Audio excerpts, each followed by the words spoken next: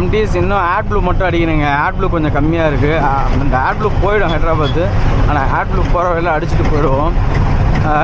Add ப்ளூவை பொறுத்த வரைக்கும் ஒவ்வொரு கம்பெனிக்கு ஒவ்வொரு மாதிரியான ப்ராடக்ட் இருக்குதுங்க. அதுக்கான எல்லாமே ஒரே மாதிரி தான் இருக்கும். ஆக்சுவலாக சொல்லப்போனால் அதுக்கு கண்டென்ட் ஒன்று தான்.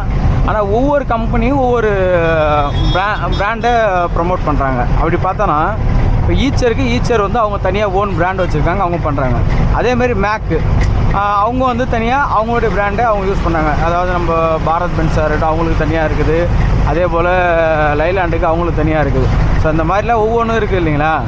அதே மாதிரி ஆட் ப்ளூஸ் வந்து பெட்ரோல் பங்கில் போகிறதும் கரெக்டாக இருக்கும். இப்போ நம்ம அங்கே கம்பெனியில் மட்டும் போடணும்னு கிடையாது, பெட்ரோல் பங்க்லேயும் போடலாம். இப்போ ஐஓசிஎல், HVCL, ஸோ இந்த பாரத் பெட்ரோலியம் இந்த மாதிரி இடத்துல வந்து நம்ம போடலாம். ஏன்னு கேட்டிங்கன்னா அதில் இருக்க கண்டென்ட்டும் வண்டியில் போகிற கண்டென்ட்டும் ஒரே அளவாக தான் இருக்கும், ஒரே மாதிரி தான். சில கம்பெனிஸ் ஒரு கம்பெனி தான் ரெடி பண்ணுறாங்க, அது ப்ராடக்ட் பிராண்டை மட்டும் நேம் மாறி பக்கெட்டாக மாறி வருது.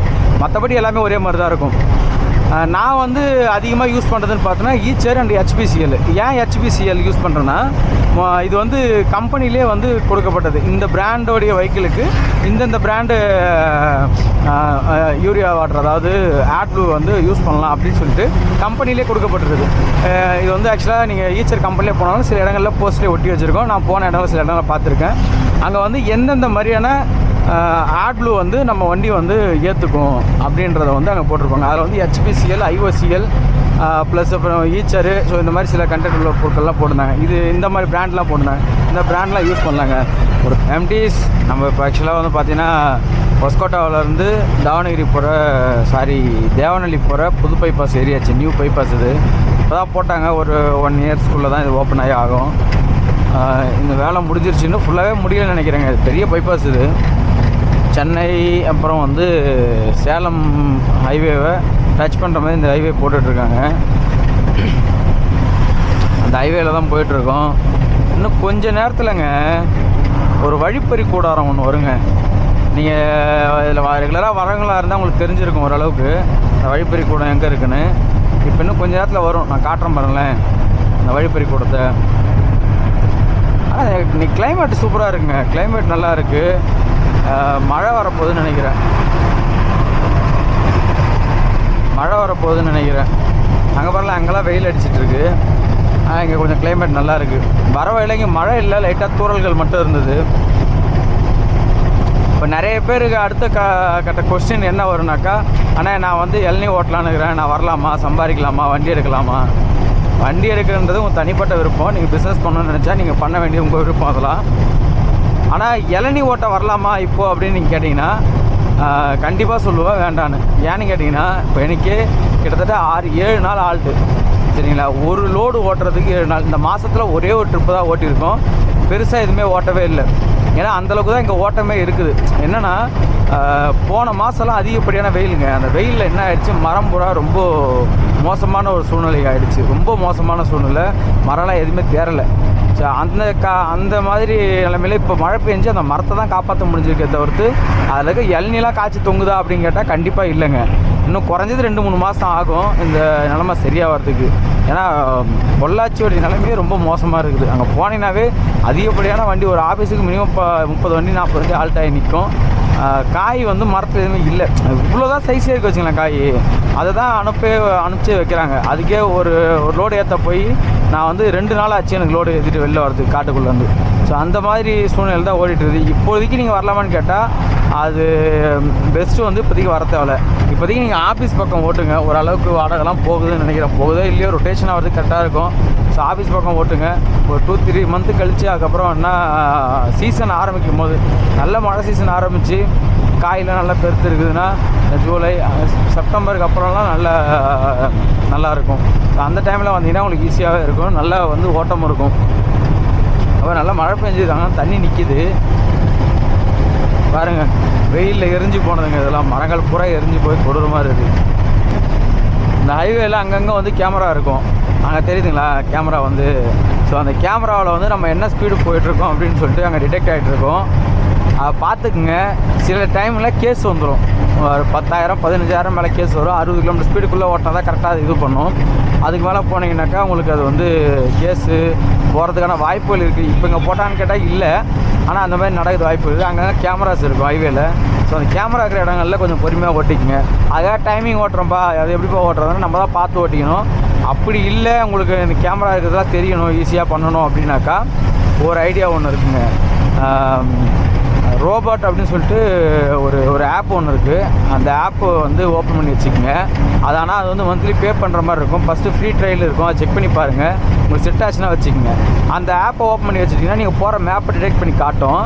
நீங்கள் எந்த இடத்துல ஸ்பீடு கேமராஸ் இருக்கோ அதுக்கு முன்னாடியே வந்து உங்களுக்கு இண்டிகேட் பண்ணிவிடும். முன்னாடியே வந்து அந்த இடத்துல இங்கே இருக்குது அப்படின்னு சொல்லி இண்டிகேட் பண்ணிவிடும். நீங்கள் அதுக்கு ஏற்ற மாதிரி வந்து ஸ்டாப் பண்ணிக்கலாம், ஸ்லோவாக போய்க்கலாம். சரிங்களா?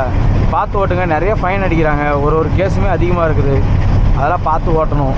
ஏன்னா இருக்கிற இருப்பே அந்த 5,000 10,000 தான். அந்த 5,000 10,000 கேஸ் கட்டிட்டு போயிட்டா அப்புறம் என்ன இருக்கும்? இப்போது அடுத்தது இந்த வழிப்பறி கொள்ளையனுங்க இருக்கிறானுங்கல்ல, ஸோ அவங்களை போய் வழிப்பறி கொள்ளையனுங்க வரப்போகிறானுங்க, அவங்கள போய் பார்ப்பாருங்க. இதாங்க வழிப்பறி கொள்ளையனுங்க இருக்கிற ஏரியா பாருங்கள். எம்பூட்டு கிளியராக வழிப்பறி பண்ணுறாங்கப்பா. எங்கடா வரேன், தெரியுதுங்களா? National highway authority of India, இவங்க தாங்க இந்தியாவில் இருக்கிறதுலே மிகப்பெரிய வழிப்பறி கொள்ளையனுங்க. ஒரு காலகட்டத்தில் ஒரு 80s 70s இந்த காலகட்டத்திலாம் ராஜாக்களோ இல்லை இந்த பண்ணையார்களோ போகும்போது வழியை மறித்து வழிப்பறி பண்ணதாக கேள்விப்பட்டிருக்கேன். நிறைய கதைகள்லையும் படிச்சிருக்கேன், படங்கள்லையும் பார்த்துருக்கோம் இல்லையா? ஸோ அந்த மாதிரி வழிப்பறிகள் வந்து வழியில் போகும்போது மறித்து அவங்கக்கிட்டேருந்து வழிப்பறி பண்ணுறது. இப்போ எப்படின்னா கவர்மெண்ட்டு கொள்ளைக்காரங்களாம் பார்த்து திருட்டு பசங்களாம் பார்த்து அவங்ககிட்ட கான்ட்ராக்டை கொடுத்து இந்த மாதிரி ரோட்டுக்கு நடுவில் ஒரு செக் போஸ்ட்டை போட்டு இவனுங்கிட்ட வழிப்பறி பண்ணுங்கன்னு சொல்லி தெளிவாக அனுப்புகிறாங்க. இங்கே பாருங்கள், அந்த காலத்து திருடன்கிட்ட கூட நம்ம காசு இல்லைன்னா ஐயா இல்லை ஐயா காசு இல்லைன்னு விட்டுருனா கூட விட்டுருவாங்க. இங்கே பாருங்கள், இப்போ பாருங்களேன்,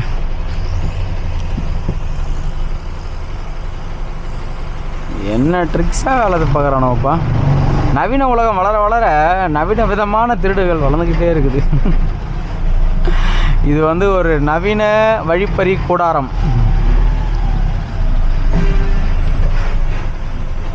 அவங்ககிட்ட கூட நம்மக்கிட்ட காசு இல்லை ஐயா நான் விட்டுருங்க, நான் ஒன்றும் இல்லாதவன்னு சொன்னால் கூட விட்டுருவாங்க. ஆனால் இவங்க இங்கே பாருங்கள், காசு இல்லைன்னா அந்த கேட்டே ஓப்பன் ஆகாது. காசு இல்லைன்னா அந்த கேட்டே ஓப்பன் ஆகாது. இவனை தாண்டவே முடியாது காசு இல்லைன்னா. அந்த அளவுக்கு ஒரு தெளிவான வழிப்பறி கூடாரத்தை போட்டு வச்சுறானுங்க இவனுங்க.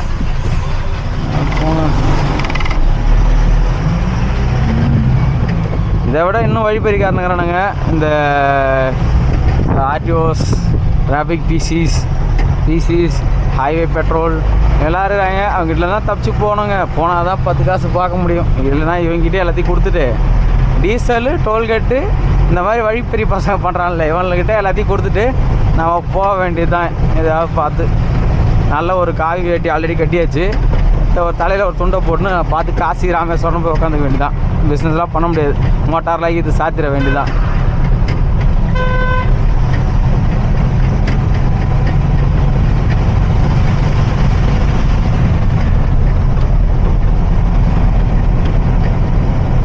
கைஸ் இங்கேருந்து ரோடு இறங்கி அந்த பிரிட்ஜுக்கு அடியில் ரைட்டில் போகணுங்க.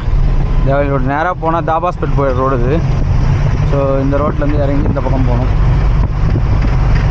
பார்க் எதாவது கட்டுறாங்களா இல்லை பிளாட்டு போடுறாங்களா? எல்லா இடத்துலையும் பிளாட்டு போட்டு வச்சுட்டாங்க, ஒரு இடம் கூட இல்லை. அந்த காலகட்டத்தில் விவசாயம் பண்ணோன்னா ரொம்ப கஷ்டப்படணும் பொழுது எல்லோரும் இந்த மொட்டை மாடி விவசாயம் வச்சுக்கிறாங்கல்ல, அதை தான் பண்ணுவாங்கன்னு நினைக்கிறேன். லெஃப்ட்டு போனால் பெங்களூரு, ஸ்ட்ரைட்டாக போனால் தாபாஸ்பேட், ரைட்டில் போனால் ஹைதராபாத். இல்லை லெஃப்ட்டு திரும்பி ஒரு யூட்டர்ன் போடணுங்க.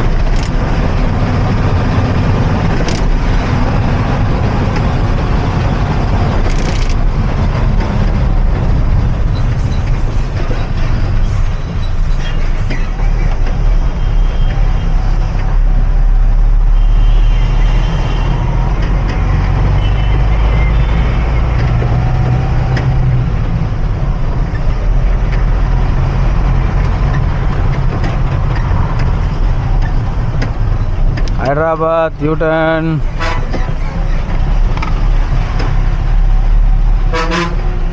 ஏண்டா பென்னா சிமெண்ட்டு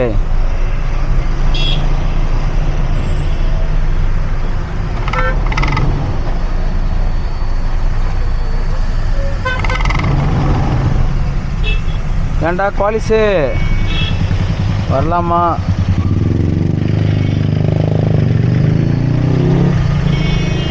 ஏன் ஒன்று போகுது, அது போனோன்னா கிராஸ் ஆகிடுங்க.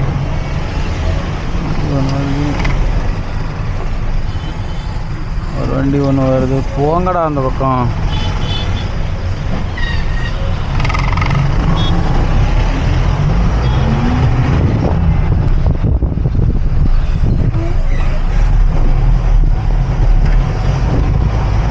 லெஃப்ட்டு போனால் தாபாஸ்பேட்டை போகிற ரோடு, ஸ்ட்ரைட்டாக போனால் இது எப்படின்னா நேராக நம்ம இந்த வழி விட்டிங்கன்னு வச்சுங்க, நேராக போய் மும்பை ரோடு கனெக்ட் பண்ணிக்கலாம், அதாவது பூனா ரோடு கனெக்ட் பண்ணிக்கலாம். இப்படியே போனீங்கன்னா அதுக்காக தான் போட்டிருக்காங்க இதை. நம்ம அப்படி உள்ளே போயிட்டு அந்த பக்கம் வரதில்லை. அந்த ஹைவே ஓப்பன் ஆகிடுச்சு அப்படின்னாக்கா, ஸ்ட்ரைட் ஹைவே ஓப்பன் ஆகிடுச்சுன்னா அது வந்து கரெக்டாக இருக்கும்.